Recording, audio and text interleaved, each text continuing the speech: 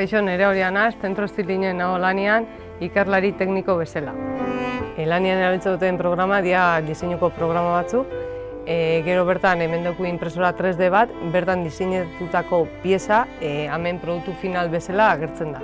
Heziketa ziklua itxera nintzen, ze urte pila bat lanian egon da gero lan barik geratu nintzen, eta orduan aukera oso ona ikusi nauen heziketa ziklo hau egiteko, ze gero ez da gehiago entzuten zen ziklo honek oso irtenbide handia zaukila industria munduan eta aurrera egin hau.